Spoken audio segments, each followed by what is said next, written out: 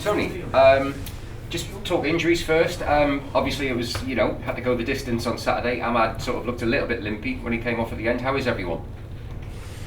How's everyone? I think the ones who are fit are fit, and the ones who are not fit are not fit. We've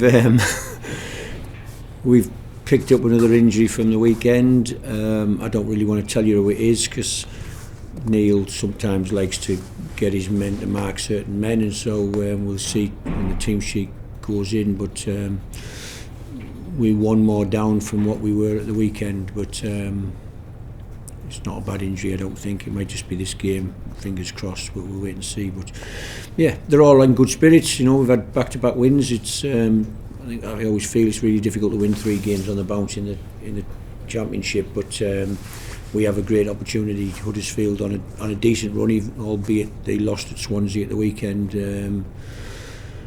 They've been on an amazing run since then, winning 3 against 3 pretty big football clubs, and so it's a test for us, a challenge for us, as I say every week. Really, we've got to go and challenge ourselves against the next team and the next opposition, and hopefully we can find a way to win. You touched on it there. I mean, they did lose at the weekend, but there has been the Neil Warnock impact, and he always seems to have an impact when he goes in places. Yeah, listen, he's very, very experienced about his football, isn't he? I think we've all probably seen the videos of a young Neil Warnock at Sheffield United many, many years ago, and the emotion he brings to his football teams, and having managed against him quite a lot over recent years on the touchline, he brings it very much to match days. It's quite an experience, to be honest. But what you have to love about Neil is his emotion and his passion for his football team. He's desperate to win every game, and so we expect nothing different. A fully committed Huddersfield Town fighting to get points to pull them away further from the bottom 3, and for us, we've got our own ambition now. We have to try and win the next game, and for different reasons, we'll both be giving it everything we've got. You've said for the last few weeks what you want the players to do is to keep it interesting for everyone, and that's what they're doing for you so far. Yeah, for them as well. I think, listen, they've all their careers. It's important, if we can keep pushing on towards the top end of the table. It's important for them, their families. But for the supporters of the football club, it's good. I hope they're enjoying the chase, really, the challenge of it, and it would be nice tomorrow night to keep that excitement going into the last 3 games, and then when we get round to West Bromwich Albion press conference, hopefully we're still trying to keep it going, and Watford, and then let's hope we have a big last day at Preston, where a result will confirm that we can finish where we would like to. But I do think that's really tough. Just the teams I've just mentioned there, all 3 with ourselves fighting to try and get in that top 6, and they're going to be interesting games. How impressed have you been with the kind of next man up mentality that the squad's obviously had to have this season, of if someone can't play for whatever reason, someone else comes in, and most times they've been doing you a good job? Yeah, I think that's what the job is for us, really. Is we're trying to blood some young players along the way, and the young players have had opportunities. We try and get them off the bench anyway late in games to give them experience, and then so when the time comes when they have to play or start, they're more ready, and I think they've applied themselves really, really well this year. I do talk about an inexperienced team, but they've stood up to the challenges, and I think I would have to say the league has been there for every team to fully commit to and have a go, really. Obviously Burnley have ran away with the division, a relegated Premier League side with parachute payments, but have done extraordinarily well to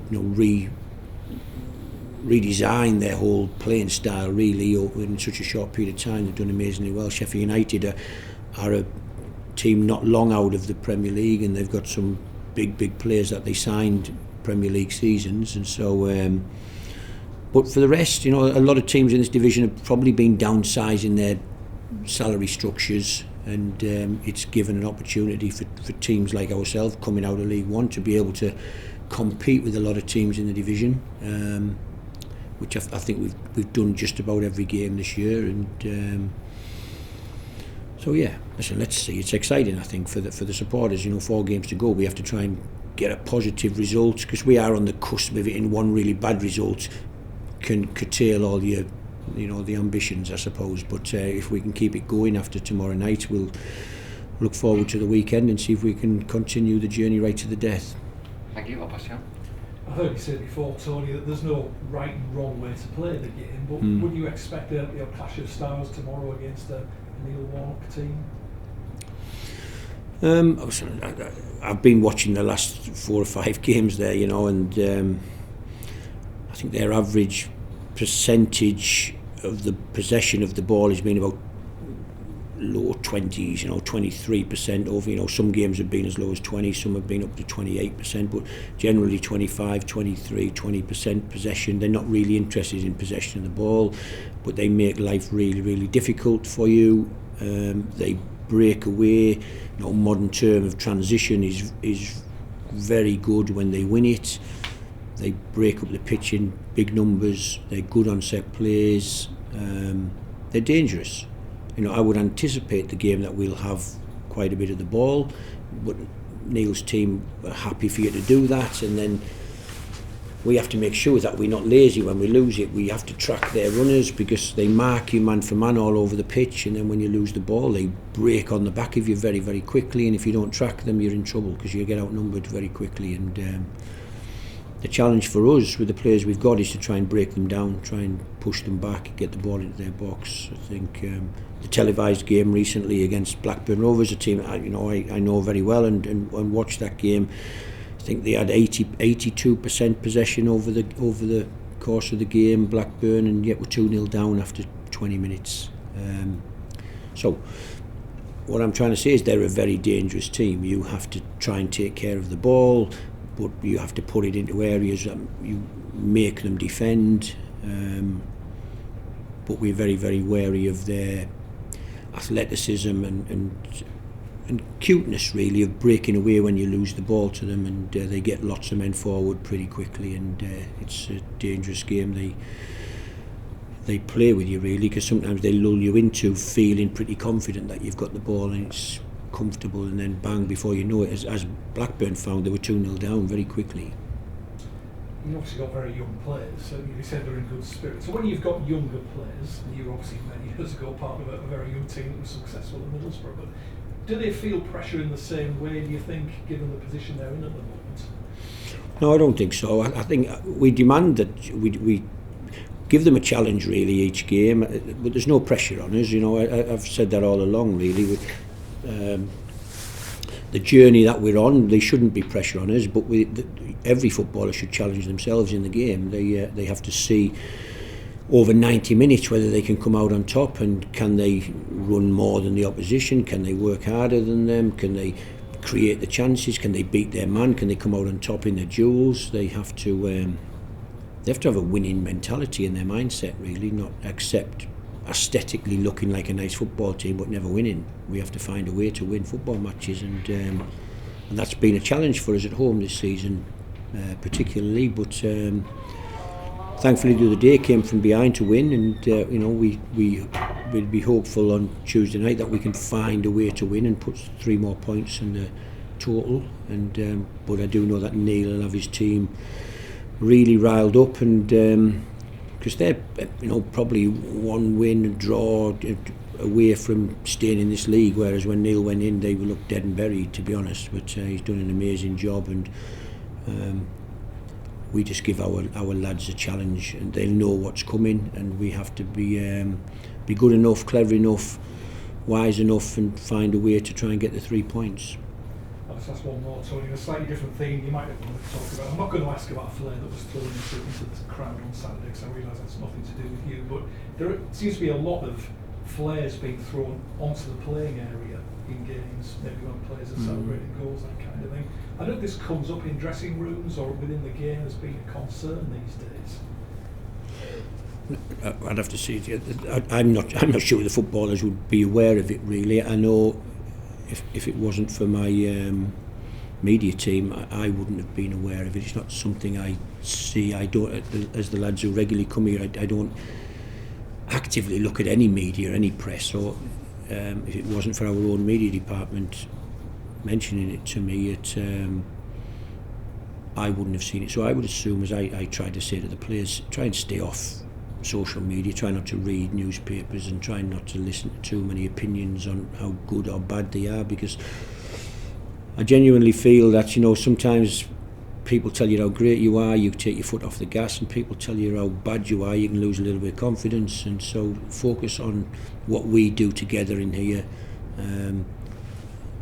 The bigger picture about flares, you know, again, I'm not sure it's the footballers or the coaches' domain to discuss. It's obviously not healthy. They're fireworks, they're dangerous, and the authorities, either at each club or the football authorities who govern the game, it's something for them to address with the police, I would assume. That's great for me, thanks. Thank you.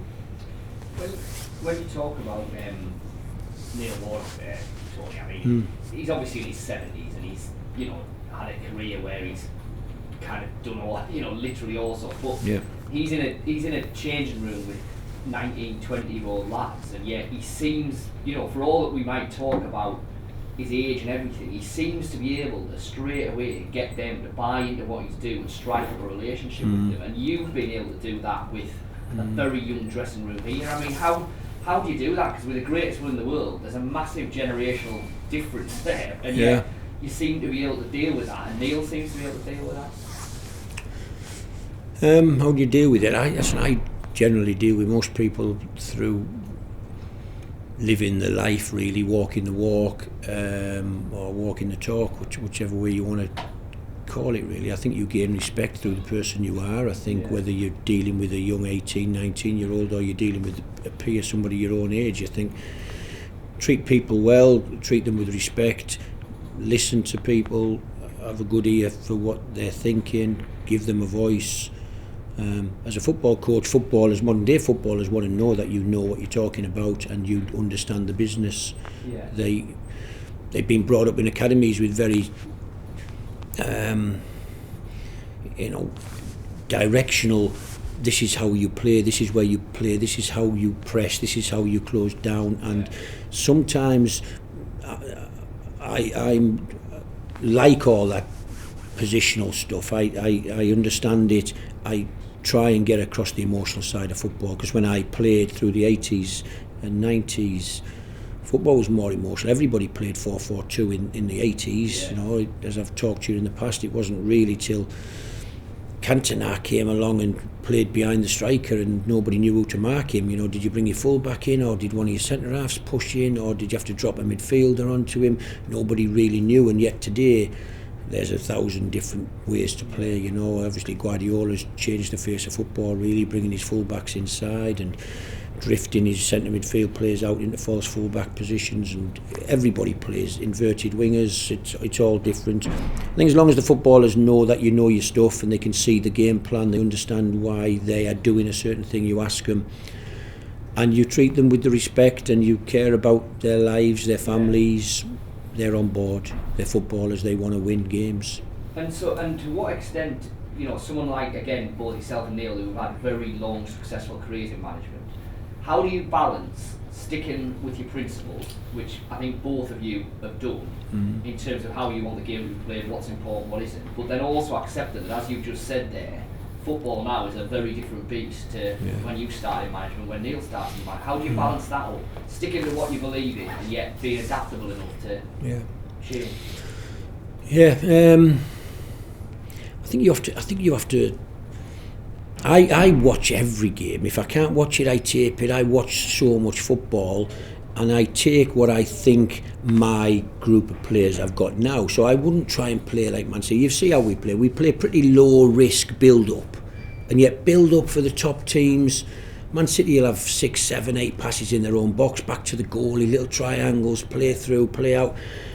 I'm not sure we have the individuals to do that, with total respect to some of our players. They're not world-class international footballers who are expected to be able to do that without batting an eyelid, really. we assess how the players we've got. We find a way to play that suits the players we've got. I want to play with the ball most of the time. We've always done that. I think I went through a spell for a year or so at Blackburn of trying to play almost like Klopp-esque, high pressing, front foot, more about let them have it, let's take it off them in their half around their box, with a lot of success. And so somewhere along the line you find a hybrid of how to play really, what suits your players, and that's how I like to do it. If I had really athletic strikers, we'd be playing much higher up the pitch on the front foot and trying to take it off the opposition, as if running wasn't an issue. This is why some teams who play with big strikers who are 6'5", but they're not very mobile, they can't run, you have to build past them because they give very little resistance of trying to stop you. If you're playing against really fast athletic players and you're playing out from the back and they leave you, give it to him and then press him down really quick, he gets caught with the ball under his feet, they nick it off you, they square it and they score, well, you've got to ask questions why you're doing it. So it's only common sense to me. I think Neil looks at his group and it's interesting, to be honest, because I mentioned Burnley earlier on. Burnley, Vincent's come in and playing a total football type of game that he would have learnt off Guardiola, I would assume, and yet he's inherited a team that Sean Dyche had, that was no risk from the back. They got it forward and they pressed in behind it, and so he's changed the whole mentality. I'm not sure how many players he signed, but I don't know, maybe a dozen players, and he's changed the whole team. He's brought some players that he knew from Belgium, of course, where he was at Anderlecht. But it's really tough to do that, and he's done an amazing job there. Neil, when you watch his teams, so when he was manager of Middlesbrough, when I would be watching them playing against Blackburn, he's doing very much the same with the Huddersfield team, what he was doing at Middlesbrough. He man-marks just about everybody bar one central defender on the pitch, and you follow your man all over the pitch, and you'll see this tomorrow night. So the right back might end up on our left wing. If our left winger goes to our right back position, he'll just follow him over there, and the centre half might end up in our back line because he's followed our centre forward really deep, and you'll see that he basically designates a footballer to a footballer and they mark them. It's interesting. I was just a couple of your I'm thinking of your senior players who are out, so like Corey and Ross in particular. When it gets to the crunch time like this, they've obviously big carry. I mean, one's club captain for starters, but do they have any involvement at the minute in and around the training ground on a match day, whatever, or are they out of that? Or as club captain, is Corey in and around it? Is Ross in and around it? Yeah. They're here in the building today. They're about. They're on match days. They're in and around the dressing room. Yeah, they're our players. Corey's our captain. He was in the dressing room all before the game, half time, at the end of the game the other day. I encourage them to have an opinion, to whisper in the ear of some of the players. If he doesn't think he's working hard enough or he needs an extra man in there, so drop him a bit deeper. Corey will pass that advice. This is our team, really, and so Corey Evans is part of our team, and it's why I give my staff a voice. They're allowed to have an opinion on the football team. I'm not a dictatorial type of guy who says everybody shut up and just listen to me. I want the team to grow and to learn from each other, and if you can help him, give some advice. If somewhere along the line I rule it over the top, and I'll rule over the top, but generally we're all here to help, and the team's the team, right from the young players up on the periphery around it. If they see something and they want to mention it and bring it up in meetings, we're all here to try and help the team get better. Apologies for asking this yet again, but we have for 2 or 3 weeks. Ross, contract, no change? No, I don't think so. Again, apologies for me telling you that. It's not my baby, really. I don't have the conversations with Ross's advisors. I can see Ross around the building, ask any news, but generally there's been no news, and so he's concentrating on his rehabilitation and trying to get himself fit for hopefully for pre-season or around pre-season time. And the club will come forward and let you know if there's any change on that.